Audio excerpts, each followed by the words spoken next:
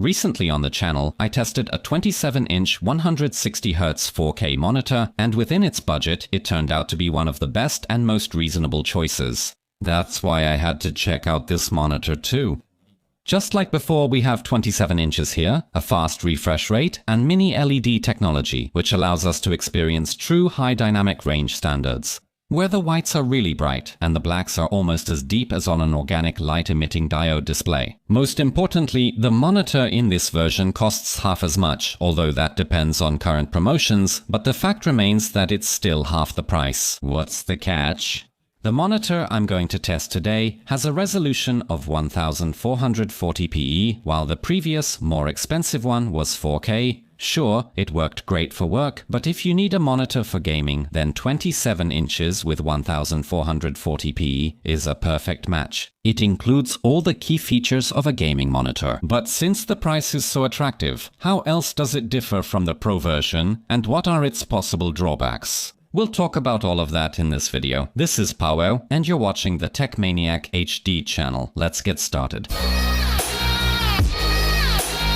Although KTC has made screens since 1995, few of us have heard of the brand. And it's not because you've never used these screens, because it's very possible that you've spent thousands of hours in your life working, gaming, or watching movies on KTC equipment. Maybe even the display you're watching this video on was made in partnership with the KTC brand. The keyword is cooperation. For years, KTC was just a subcontractor for brands like Nippon Electric Company, ViewSonic, and Xiaomi. And since KTC specializes in mini LED technology, they also supply screens to giants like Samsung and LG. So saying that KTC is a no-name brand would be completely unjustified. Also, those popular Cooler Master gaming monitors were fully made by KTC.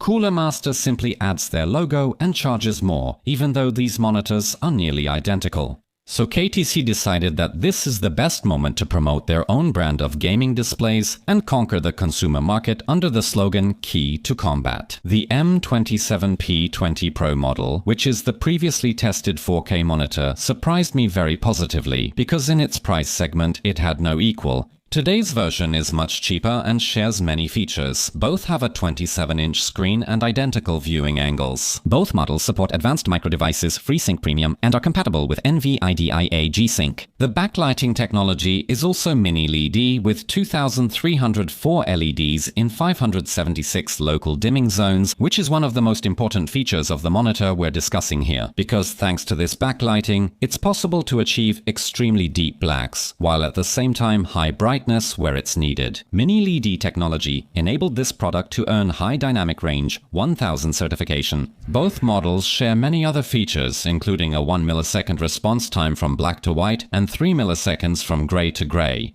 The number and type of connectors are the same here, only HDMI differs, which we'll discuss later. Appearance and adjustment range are also identical. The cheaper counterpart also supports keyboard, video, mouse, which allows you to use one set of keyboard and mouse with two devices, such as a desktop computer and a laptop. When you switch the video source, control of the monitor's connected USB devices is smartly transferred. By the way, I highly recommend you watch the full review of the Pro version, and not because I'm trying to encourage you to buy the more expensive model, but because in that video I devoted a lot of attention to keyboard, video, mouse, and USB-C technology. This single interface, this one small, modest-looking port, not only lets you charge your laptop with 90 watts of power, but also transmits high-resolution video at the highest refresh rate, with support for high dynamic range and FreeSync or G-Sync. At the same time, it also transfers mouse and keyboard control. These are features you simply need to know about, but we won't be repeating all of that here. I'll include a relevant link at the end and in the description. For the record, it's also worth mentioning the built-in 2-watt speakers, but those will only come in handy in emergency situations. So, what sets the model without the Pro prefix apart? Surprisingly, there are several differences. Let's start with the basic feature, which is the resolution and refresh rate. This model has QHD, 2560 by 1440 pixels at 165 Hz, while the Pro model had 4K resolution at 160 Hz. Playing in 4K is incredible, but higher resolution puts more strain on the graphics card, resulting in significantly lower frames per second. A lot depends on the graphics card, game, and settings, but it's usually assumed we lose about half. Where you would get 100 frames at 1440p at 4K, you get between 50 and 60.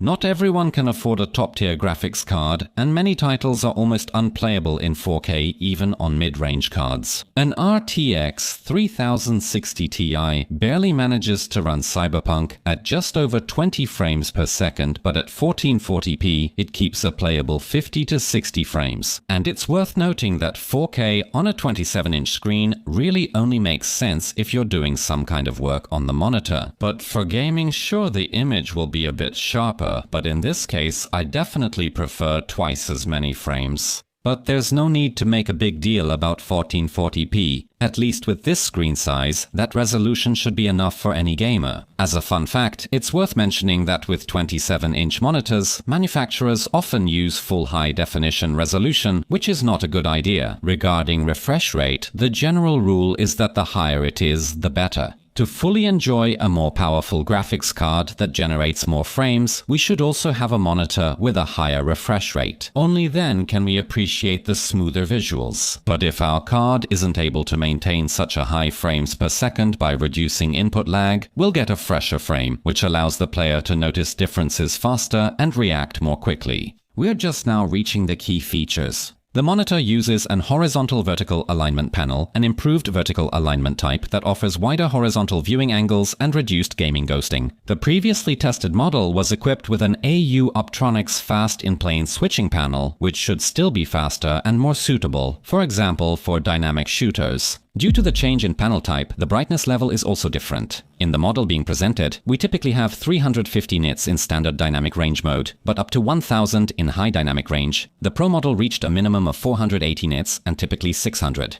In both cases, high dynamic range remains at the same level.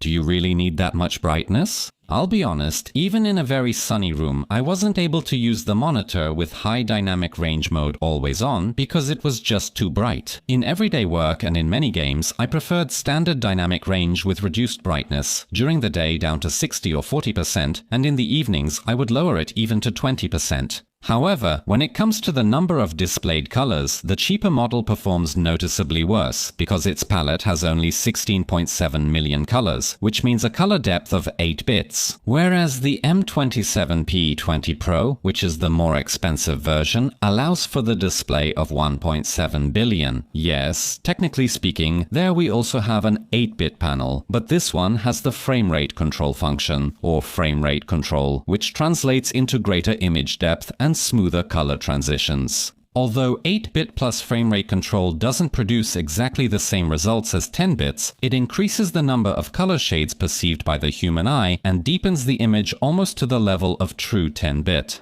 As you can see, the monitor being presented has weaker color coverage than the Pro version. I praise the more expensive model for its color reproduction and excellent performance in photo and video editing. The tested, cheaper version still performs much better than most even new mid-range monitors, but not as excellently as its predecessor. Just like in the more expensive model, here we also get a full calibration report, which corresponds to 3 saved profiles, and in the menu we can freely switch between them. The M27T20 Pro has 2 HDMI 2.1 ports supporting up to 48 gigabits per second, while the tested M27T20 uses HDMI 2.0 ports at 18 gigabits per second. The new standard lets you send 4K images at high refresh rates in 10 bits. The tested monitor, as you know, is neither 4K nor does it support 10 bits, so HDMI 2.1 wouldn't make any difference here anyway. Version 2.0 still supports 1440p at 165 Hz with no issues.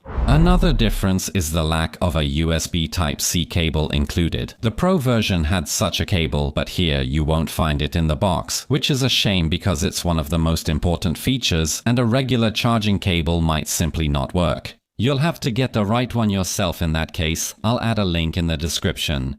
The main issue, as I noted in my previous model review, is that turning on FreeSync or G-Sync drops the refresh rate from 160 to 144 Hz. Of course, that's not a tragedy in itself, but what's worse, you couldn't activate the local dimming function then. I connected the freshly unpacked monitor, and the first thing I did was enable FreeSync G-Sync technology. Maybe the refresh rate didn't drop to 144 Hz like before, but the local dimming activation was still grayed out. So I went to the manufacturer's website, downloaded the newer firmware, and replaced version 2.02 with version 2.03. The process literally took just a few seconds, and after it was finished, I got this window. After this procedure, local dimming could now be used with FreeSync or G-Sync at the same time. The only thing is that enabling high dynamic range mode lowers the refresh rate to 144 Hz, but even then, local dimming works flawlessly, and that's something that was very important to me. So KTC has proven that it's possible to create an affordable and truly excellent gaming monitor. Of course, thanks to high dynamic range and deep blacks, consuming all forms of video content is also satisfying.